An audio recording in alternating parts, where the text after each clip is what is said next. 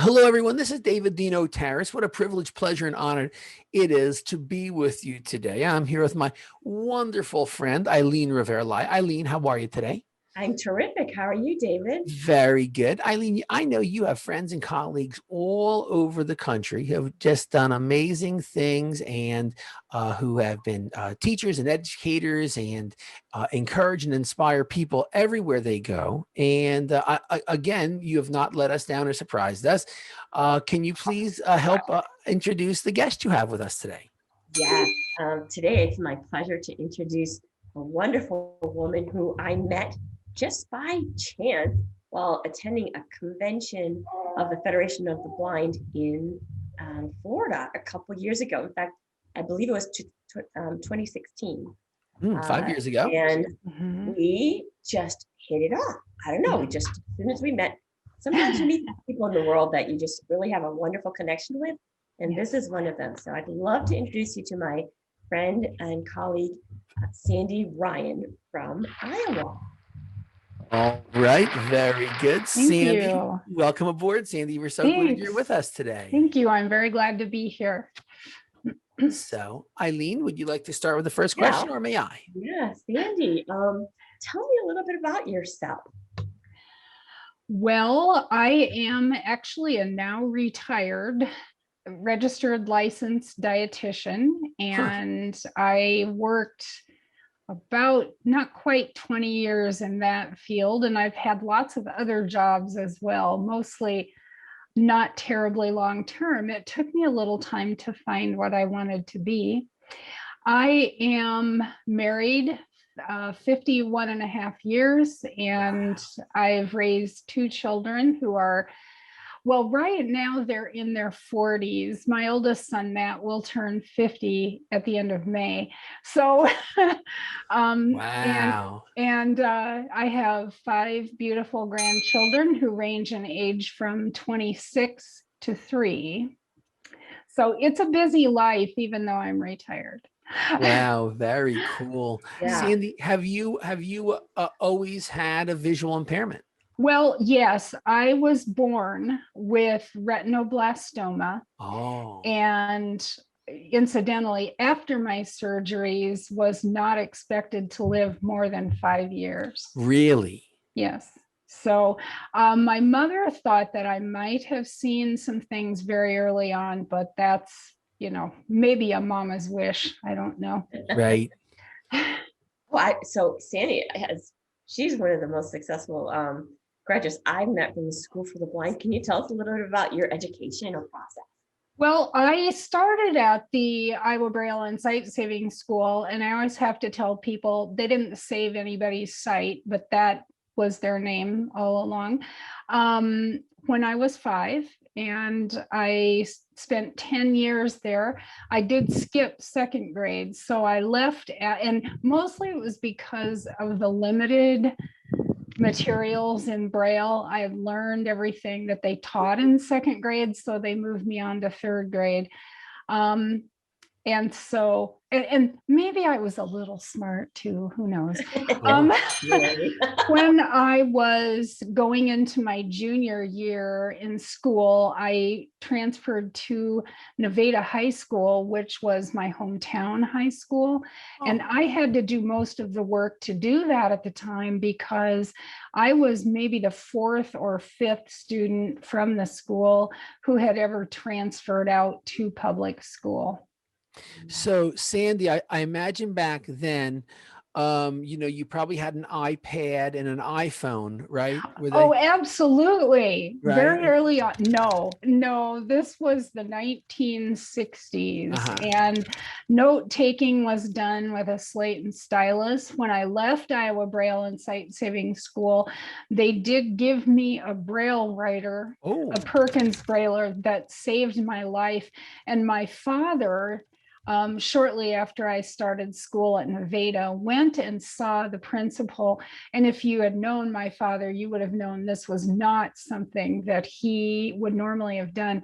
And he said to him, my daughter needs to be able to communicate with her teachers, and she needs a typewriter, and I can't afford one. Can you give me one? And the principal walked into the typing room, took one off the desk and gave it to him. So, Wow. and Wow. that was Educational leadership.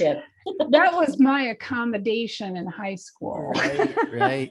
Well, so you've had some good advocacy role models in your day. Yes, yes, Wow. definitely. My dad was also the person who told me I could do whatever I wanted to, and meant it. So a lot of times when we talk to students, we talk about just career exploration and how do you figure out where you're going to fit into the world. What was your process like? Oh, that's a good question. Well, it was very long, but I began almost as soon as I was married, looking in the newspaper, the local newspaper, for jobs that I might do. And I came up with things like selling Watkins products door to door. And I did that for about 6 months.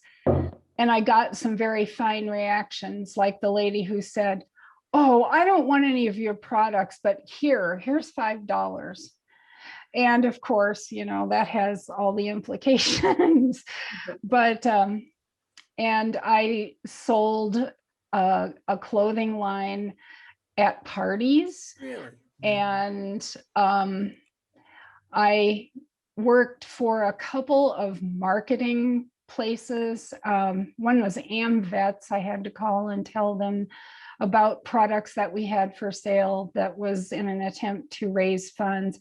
I did that one in the office. It was very tedious, but it was a job, and it helped me to meet some people and figure out it's as important to figure out what you don't want to do as what you do.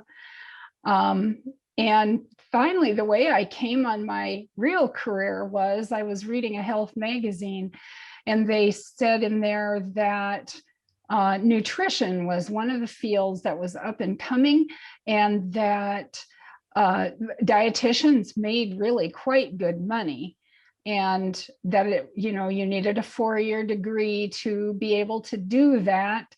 And then if you got a master's degree, that was also helpful. And so I applied to Iowa State University, which has one of the finest dietetic schools in the country. And I did the work and became a dietitian. How about that? Did you know other blind or low vision dietitians back then? The year that I graduated, there was a young woman, and I say young woman because I didn't start getting my education in dietetics until I was 32. My education went from ages 32 to 36, and then I was ready to go out into the field. And the year I graduated with my bachelor's degree, there was a young woman from Florida who graduated that year too. But her emphasis after she graduated with the degree was going to be writing poetry. She had received awards for that. So I don't know if she ever worked. I was not ever able to make contact with her. There are other blind and low vision dietitians throughout the country now. I would say that the education that we've received as blind and low vision dietitians, if you go into this field, and I would recommend it as a field, there are lots of varieties of things you can do, but you need to, when you're being educated, insist on getting all your classes. I had a professor in microbiology who wanted me out of his class in the worst way. And I absolutely had to have that class, Right. including the lab, to graduate. And he was afraid, I guess, that I would get bacteria on my fingers and lick them, or I would start a Bunsen burner fire, but I didn't. But you have to become an advocate and really advocate for yourself. And I would say that's true with anything you do. let's talk about that for a minute. You know, we talk to the students, if they're in high school, if they're in college, or if they're, starting a career later in life, you're always going to have to be advocating for yourself. Can you share with us, some of the strategies and techniques that you have found to be helpful for you or others as it relates to advocating? Well, one of the things that I always did in school, every new semester, I would make a point of meeting my teachers. And usually that involved walking up to their podium after class and saying, I'm a blind student in your class, and we need to get together to discuss how you want me to take tests, and just a few, little things. And always, because I was a blind person and had been a student for, all my school career as a blind person, I could say to him, I know that you may have questions and worries, and we can address those, but I want to assure you that I know how to study. I have what I need. I just need to figure out the logistics of the class. And some of them really were very nervous about it. I had one instructor in my graduate degree who said, how do you study? How do you read? How do you take tests? Sure. And I said that to him about, you don't have to worry about that. And he was a prof for 8 weeks in my biochemistry class. And at the end of the 8 weeks, I went over to him and I shook his hand and I said, thank you for your help. And we made it. Right. Oh, that's wonderful. I love that story because of the gratitude that it shows. And that's a big principle that we try to reinforce about being thankful. And when people accommodate us, it is our right, but it is also a kindness and it's a goodness, and we should encourage and show appreciation. So I love that you modeled that. I agree. What would you say? What would you say to people who think, and you've been in the field a long time, of not just dietitian, but just in the blindness field, encouraging others. What would you say to folks who might say, hey, I hear what you're saying, but I've made a lot of mistakes, and I just, I don't know if, I can get a job at this point. What would you, what might advice or encouragement may you share? I truly believe that there is no failure, that you can learn from whatever you think is a mistake, pick yourself up and start over and start somewhere else.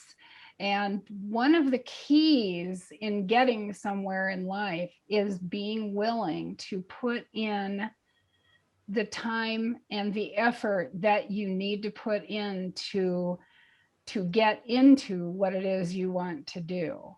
It isn't ever going to come and get you. You have to go and find it. Right. And a lot of that has to do with our topic today, which is finding a network. Yeah. And that isn't as hard as it seems. You do have to get out of your comfort zone, but once you've done that, it's easier to do. Networking story? Or I know you're phenomenal, not just a professionally, but you're a phenomenal volunteer and leader in your community, and both the volunteering and finding work requires good networking skills. So I was wondering if you had a story or two to share with us about networking. Well, when I graduated with my Bachelor of Science degree, and what that means is I took an awful lot of labs and had quite a few people go, oh, how can a blind person do this? Yep. And I got to take every one of those labs. So you need to know that first. And I gained some friends through that in my instructors, because, I had to talk to them more than the average instructor, and they got to know how persistent and determined I was. And a couple of them would tell me, well, blind people don't usually take this class. And I'd say, well, that's exactly why I'm going to. But what I would tell you about my networking story is early in my days at Iowa State, I decided to go to a job fair that was being held on campus in one of the rooms of a building that I already frequented. And I went to this job fair and I heard this person with an absolutely delightful laugh. And I walked over to her and we started to chat because, you know, she was that kind of person. She was easy to network with. And she said, you know, we don't really have any jobs available right now, but, you know, I'll keep you in mind because you'd be really good at this. And I said, well, I'm only a freshman, so I'm not really ready to work yet. So we had a nice chat that day. And as I went through school, she was an already working dietitian and she came back and spoke at maybe 3 of my classes because she was a really wonderful speaker and had done quite a few things. So when I graduated, I got a job with the WIC program, which is another networking story because that came about because as a senior in dietetics, I was assigned a project by my instructors where I was supposed to go out and do something in an existing business or agency that would be actually useful and helpful to them. And so I did that at the WIC office in Ames. Partly because the instructors gave it to me because they didn't think I should be expected to travel out of town. But it turned out to be really good because the person who I worked with was just really wonderful. The first day I talked to her on the phone, I said, now I'm going to tell you this so you won't be surprised when you see me. I am blind. And that's not going to affect in any way how I want you to treat me or how hard I will work or anything. And she said to me, oh, I'm glad you told me now. I'm just kind of shocked. And she turned out to be a really good friend. And there was a job available in the agency just about the time I was leaving. It was only a part-time job. That's okay. But it was there. And I said, I see there's a job available. And she said to me, yes, I was hoping you'd apply. Yeah. So that's how I got my first job.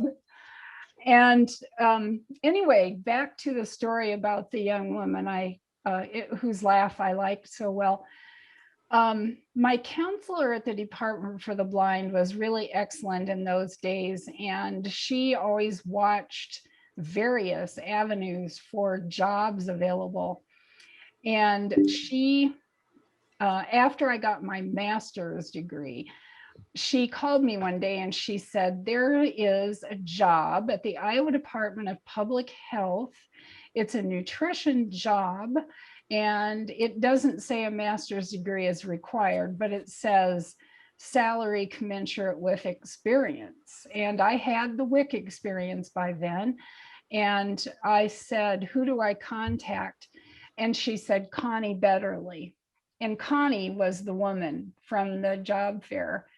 So I said, oh, quick, give me the number. And she said, yeah, you need to contact her soon because this is done being posted on June 29th. By the way, this was 1993. And on June 30th or July 1st, I can't remember, of that year, all of Des Moines' water system went down and it was really awful. But because I called Connie and said, I'm really interested in this job, would you consider interviewing me? She said, yes, can you come in on the 30th? And I will. And so we got that out of the way before all the flood hit Des Moines. And then it was 8 weeks and I called her and and I was going to tell you too that during the time while the flooding was happening and I figured I wouldn't hear anything and I was waiting and waiting, I read an article in Reader's Digest and it said rules for interviewing well. And one of those rules was never crack a smile. This is serious business. This employer is not interested in your sense of humor. And I thought, oh, I've definitely lost this job then, because Connie and I had laughed almost constantly during the interview. Just, she had a wonderful sense of humor, and Mm. our senses of humor meshed. And so I thought, oh dear, I've lost it. So after 8 weeks, I called back and I said, I just signed up for a statistics course and I don't really want to take it. Can you make it so I don't have to? And she laughed and she said, I am in the process of determining which 2 of the people I've interviewed I want to have a second interview, and you should hear from me sometime this week.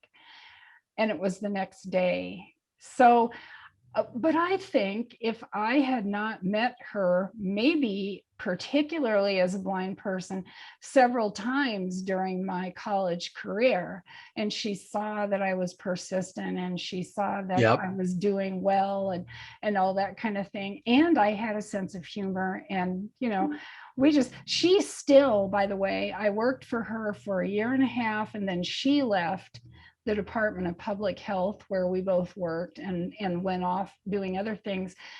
And she now lives in Tallahassee, Florida, and is retired like me, but we are still very good friends. Well, that's the perfect testimony of excellent networking, right? I love it. Leads to not just possibilities for our future, but possibilities of friendship, and who knows, maybe. Yes. So it's a wonderful skill to master. No, making those relationships you just can't underestimate the power of a network. People say with networking, oh, it's who you know, but it's also, who knows you.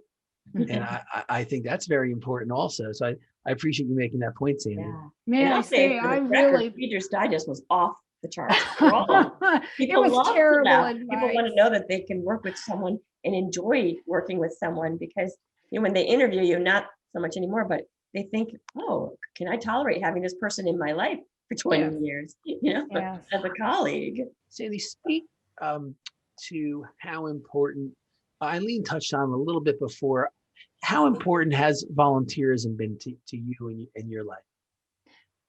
Well, right now, especially, it's very important. I always wanted to do volunteer work, but during my career, it just couldn't fit in very well.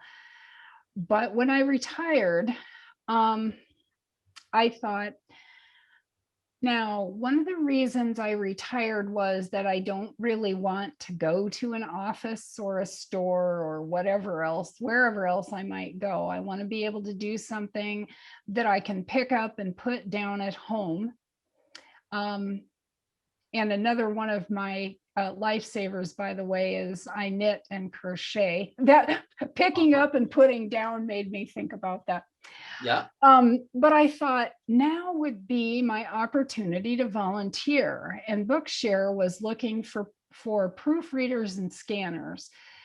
And when I took up with them, they had a little training that they did with us in those days.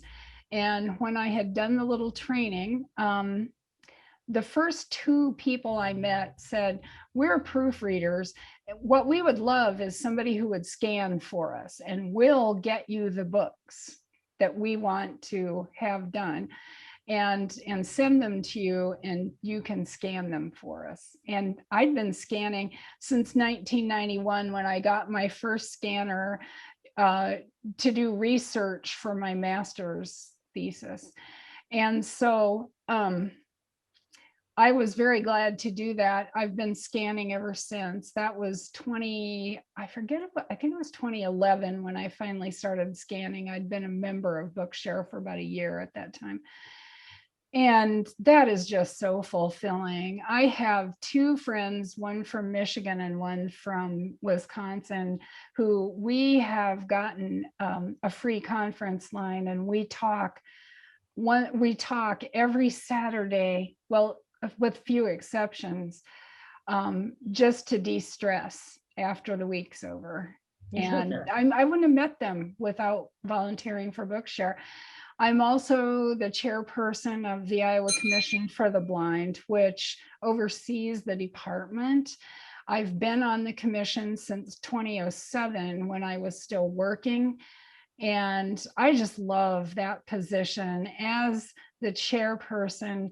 I cannot wait until this COVID thing is over so I can come back down to the building and hug my people and actually be present with them, because our department is doing exciting things. And that is a volunteer job. Cool. Fabulous. So, I look forward to getting a hug from you one day, Sandi. oh, me too. Me too. Thank you for sharing your story, and we really treasure you, and thanks for. Ms. Ryan, any other, we know you're busy and we value and respect your time. Any other comments or thoughts that you want to make sure we asked you a bunch of questions, it wasn't an open book test, you didn't have them in advance. Anything else that you want to share that we didn't get to cover? I guess I think that one of the biggest things that I would want people to know, and this is not exactly networking, but when I got my job at the Department of Public Health, I was receiving Social Security disability. And it was quite a good amount because I'd had a number of jobs throughout the years, not a lot of long jobs, but I got more than the average Social Security person, which I learned because the lady at the local office said, "I'm going to investigate you. You get way too much." And then she found out I didn't. But anyway, when I went back to work, what I discovered was that when I decided to take the job there, it paid me less than my Social Security because taxes were taken out of it. And so even though it was a really good salary for the first 6 months and then the first year, it was less than I had been making on Social Security disability. But what I have to tell you is that it was worth taking that job and having a full-time job and being able to work, as I said, having a reason to get up in the morning. Not that my husband and family weren't reason enough, but you need something outside your home environment. And I think a lot of times blind people are very afraid to give up what they already have to reach out and take a chance. And all I can tell you is it was the most worthwhile thing I could possibly have done. So. Absolutely. Well, Sandi, we are so grateful that you would come and join us today, and to be your willingness to share your expertise and your passion and your enthusiasm and your knowledge about networking. And so hope everyone could join me in giving her a big round of applause. Well, thank you, Sandi. Thanks so much for having me. And I need to come back to Iowa so we can go eat together again. Yeah, you know it. Sign me up, Miss. And I want a piece of that pie. Yeah, right. Yep. Just let me know when you're coming. All right. Thanks, everybody. You got it. Have a great day. You too.